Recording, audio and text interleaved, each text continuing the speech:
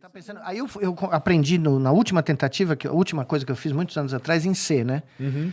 E, de repente, eu senti o mesmo fenômeno que eu senti enquanto eu estava aqui na faculdade. Depois do meu curso intensivo, que eu sempre faço sozinho, eu passei um fim de semana e eu estava pensando em C. Dos loops, das você começa coisas, a pensar, né? tipo, no algoritmo, então, né, o que você vai cérebro ele montando. vai se moldando de acordo com aquilo que você põe ao redor dele, tá? E tudo, o que é isso tudo? O que é o Big Tech? O que é o casamento, que pouca gente fala, de conveniência do Big Tech com o Big Money?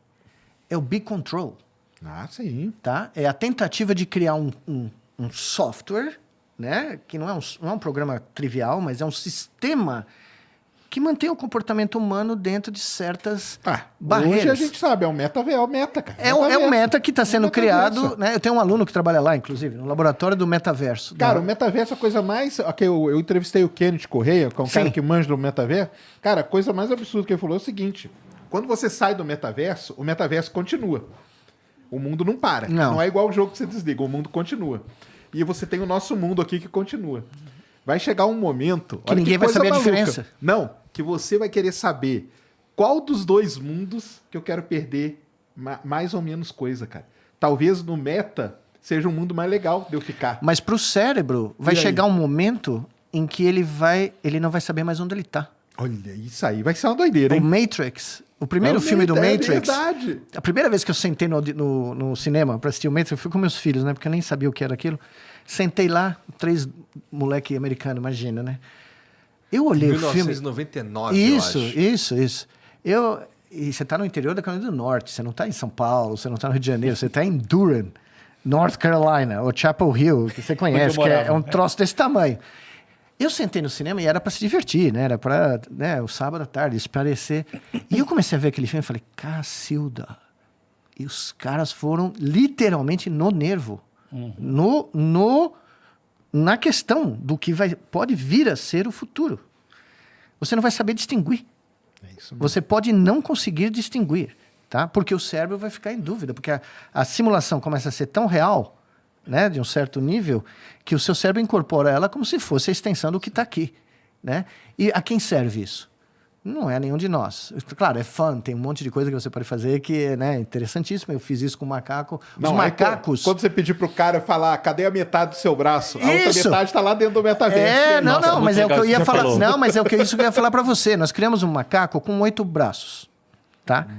Só que eles não eram físicos, eram virtuais. Olha aí. Terminava o dia, porque era o momento mais alto da vida do macaquinho no laboratório, era esse, onde ele entrava no mundo virtual, igualzinho a gente faz, e tinha múltiplos apêndices para brincar. Terminava a simulação, o macaco ficava procurando. Olha Com os 2 braços dele, ele ficava... Sabe, ele estava tentando achar onde está o barato que ficou tão legal, porque ele recebia recompensa usando braços artificiais. Nós fizemos um macaco, que é a primeira interface cérebro-máquina... Peraí. Sério? Muito louco. Peraí. Tem um macaco, vocês pegaram um macaco, colocaram... Mundo virtual. Botaram um dispositivo na cara do macaco, Isso. que ele tava dentro do mundo virtual. Era como se fosse um Oculus Quest pra mim. Isso. Aí ele tava no mundo virtual. Aí ele olhava, tô no mundo virtual, beleza. E aí ele olhava aqui no sovaco dele... Depois. Quando ele saía. Não, mas o Igor tá querendo saber antes. Não, antes. Assim, ele no mundo virtual, ele olhava aqui, desse lado tinha Isso. 3 braços e desse lado 3 braços. Nós começamos com 2, tá? Então ele tinha 4. Tá. Ele tinha os 2 dele e os 2 virtuais. Chegou um ponto que o macaco conseguia realizar uma tarefa onde ele combinava o movimento dos 2 reais com os 2 virtuais. Olha que doideira. E aí ele conseguia, com a mente dele, ele comandava esses braços virtuais Isso. como se fossem realmente parte do corpo dele. Então, assim, ele mexia esse que era independente desse aqui. Isso. Então, ele tinha... O cérebro dele conseguia fazer com que ele usasse 6 braços, Isso. 4 braços. 4 braços de forma independente.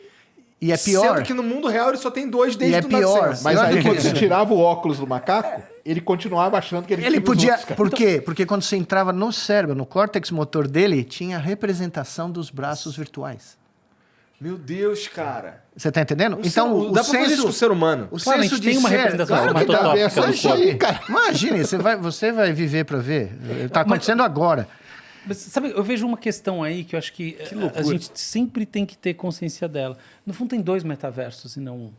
Um é o metaverso virtual. E o Sim. metaverso virtual, você está fechado com aquela caixa de sapato eletrônica na cara chamada óculos de realidade virtual, no qual você vive uma coisa que está absolutamente... Mas você sabe que nem precisa mais, né? nem precisa mais, tudo bem. Você faz um implante retiniano Não, agora. beleza. Tá certo. Mas já tá nesse nível. Já tá chegando. Sim, agora, isso aí está no caminho, sim, em lente de contato e tal. Mas tem um outro metaverso, que é o metaverso aumentado, da realidade aumentada, que vai jogar uma camada sobre você, seu olho. Esse é onde eu faço a aposta mais forte. E esse não é tanto o objetivo dele não é tanto te alienar da realidade física, mas complementar ela, como foi o Google Glasses que não deu certo, só que com informações assim. Por exemplo, você vai chegar numa loja, ou por exemplo, no supermercado, você vê lá as propriedades nutricionais de um produto. O preço, de onde veio. Exatamente. A sua relação com o espaço urbano vai ser complementada, como num Pokémon GO. Mas olha, essa funciona diferente no Mas cérebro. veja, nós estamos publicando um trabalho a qualquer momento onde nós criamos um 6º sentido. Nós já publicamos vários nessa área, mas esse está... Tem umas coisas maravilhosas. Isso é essa área...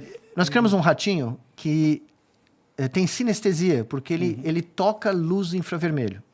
Ele não vê a luz infravermelho, porque a retina dos mamíferos não tem fotorreceptor que pegue na comprimento de onda da luz infravermelha. Mas nós pusemos um detetor de luz infravermelho na testa dele e mandamos sinal elétrico que sai dele, mostrando onde tem fontes de infravermelho, ou toda, né, o calor e tal, direto no córtex tátil dele, na parte da face, que são os bigodes, as vibriças do rato, que são os dedos dele, são os órgãos táteis mais importantes. Pois bem, deixamos os ratinhos vivendo no mundo infravermelho. Caramba. Metaverso do ratinho. Do metaverso, mas infravermelho, de uma coisa que eles nunca experimentaram. De repente, os ratos conseguem seguir fontes de luz infravermelha para procurar comida. Então, a gente cria um feixe de luz infravermelha, o cara vai atrás da luz infravermelha. A gente não vê a luz, mas eles estão tocando uma luz invisível. Bom, o trabalho que a gente mandou agora, a gente registrou em múltiplas áreas do cérebro, que não foi a área onde a gente jogou o sinal. Áreas diferentes, que estão conectadas, mas são diferentes. O cérebro inteiro do bicho processa infravermelho agora. Nossa. Isso é maravilhoso. O cérebro inteiro. Você criou uma nova realidade. É uma realidade. E nós provamos que ele mistura ambas. Aí sim. Ele consegue discernir, quando eu toco a vibração dele, continua não tendo problema nenhum, mas ele incorporou uma nova modalidade sensorial no hardware, né, que tá, sei lá quantos anos que tem rato no mundo, uns 40 milhões, 50. Fez o update do firmware O upgrade dele. do ratinho. Tá? Então, isso é só para mostrar para você quão plástico, quão maleável o nosso cérebro é. Sim. Né? E tem gente estudando isso para ganhar dinheiro. Muito. Não é pouco, não. Não é Muito. pouco. Um ponto importante é que na primeira infância, logo no começo da vida, o cérebro é mais plástico. E hoje em dia, ainda que o VR seja recomendado só a partir dos 7, 8 anos, tem muita criança menor que está mexendo com isso. Além do risco epilético, tem uma série de riscos neurológicos, o fato é que, de fato, você vai gerando uma plasticidade num sentido que ainda é imprevisível e talvez não seja tão legal. Eu queria que você comentasse um pouco como Minha você vê. sobrinha tem 3 anos, cara. Se ela estivesse aqui, ela ia estar aqui na televisão, Isso, assim. a distração mais comum que você vê em aeroportos americanos é a mãe ou o pai dar um telefone celular. Isso. Acalma. Fica com o tablet aí, fica vendo. Criança de 2 fica vendo anos, criança que não aprendeu a falar. Exato. Criança que não aprendeu a escrever. Né? Então, isso está mudando o desenvolvimento. É o neurodesenvolvimento o como um todo. neurodesenvolvimento dessas crianças. A gente não sabe no que vai dar isso. Agora, os finlandeses... Eu imagino que seja positivo. Gosto de acreditar que é positivo. Pode até ter certas coisas positivas. Talvez tenha aspectos positivos mas e tem aspectos negativos. deletérios também. Tanto é isso que eu falei, que os finlandeses resolveram tirar computadores das primeiras classes, do ensino elementar, porque as crianças não estavam perdendo atributos importantes cognitivos de acordo com o que eles viram lá. Tá? Então, é o contrário do que a gente ouve, né? Ao contrário. É o contrário completamente. Total, cara.